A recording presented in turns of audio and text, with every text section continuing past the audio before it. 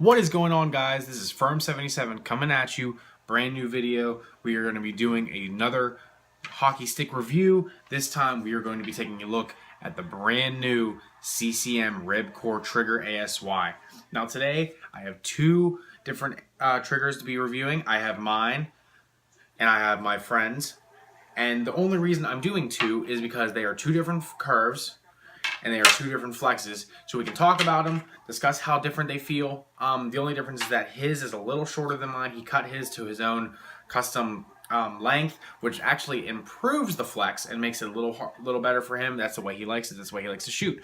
But just for safety reasons, we're going to use mine just to show you everything. Now, as you can see, the new designs on the trigger are a little upgraded, a little bit more sharp, a little bit more stealthy than the Reckoner was. The Reckoner was a dark black and the bright lime green, just as the Ribcor is true, whereas right there, black and green's pretty much been their colors ever since they started way back in Reebok.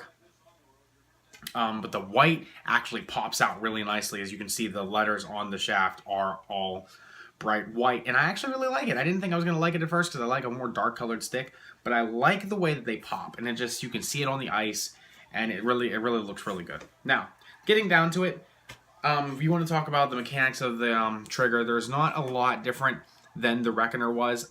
When I first bought it, the feel was pretty much the same. They're both, the Reckoner and the trigger are both around 415 grams. I'm sure his is a little lighter because he cut it, but I mean they feel the same. They're both really light. Still one of the lightest sticks on the market, but we still have the pop matrix technology that you saw last year in the Reckoner, except in the trigger, the flex point is actually a little lower, and that's also how it has a low kick point in this stick, and that makes it sure that it has a quick release, and that's mainly what the trigger and the Ribcors are about. They're about quick releases and getting that shot off your blade really quick. Now, when you want to talk about the blade, it has the Ascent 2 blade. Now, it is an upgrade from the Ascent 1 that was in the Reckoner, but the thing they did with the Ascent 2 is they even made it more stiffer from the heel to the toe. You have that maximum feel on your blade. You can always tell where the puck is, and you can get your shot off extra quick. Now, the puck feel that you get from the blade, like I was talking to you about, it's probably one of the better things about the Ribcors that I do like, because I always know where it is. I don't always have to have my head down anymore. You know, that's a really big problem with people when you're trying to dangle and get a good shot on. You're looking down at your stick while you're playing, and that's going to distract you. You can get laid the hell out. So it actually does help me practice. I don't really look down at it a lot, so it improves there. Now, that's my tape job. Let's look at his. We'll start talking about the different curves. Is the red tape wet on the blade. Now, you can see it's the same stick, still a trigger, but his is the Connor McDavid curve. Now, it's his personal preference, no judgment on my side, but if you want to see it looking straight ahead, that's what it is. It's more open. It's very open, but the toe is more of a oval shape than the normal blades are round. So the reason for this, it's made for toe drags, and it's made to get your shot on the top shelf really easy and really quick. That's the main thing they're looking at with Connor McDavid's curve. Now, like I said, he has a 95 flex stick. He cut it. This stick is probably around 100 flex right now. If that. It's probably 100, if not in the high 90s. But he did cut at least a good 2-3 inches off of it. So that's a higher profile stick, but he likes it, gets his shot off quick, and it works for him.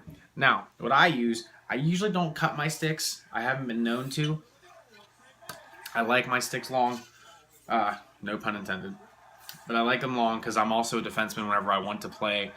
Unlike my offensive skills and my goalie skills, I like to play defense, and I'm actually really good at it. I guess just being a goalie, you have that natural tendency to be a good defenseman. But mine is a straight 85 flex. I like the shot off of it. It worked for me. My curve is the Crosby Curve. That's my standard curve I've been using ever since I've had Reebok. The only thing about the Crosby Curve is that it's almost the same as the Datsuk Curve, except the Datsuk Curve has a square toe.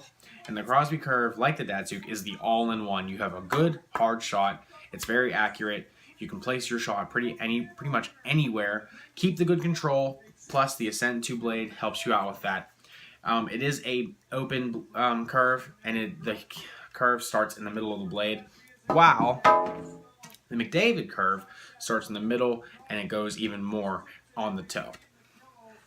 Now, there are different price points like there was for the Reckoner.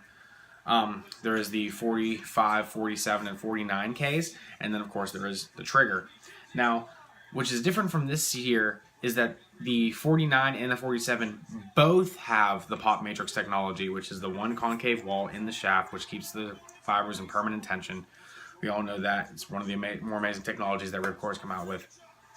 But the fact that it goes 2 price points down really shows how CCM is trying to get their products to people that really can't afford a very expensive stick.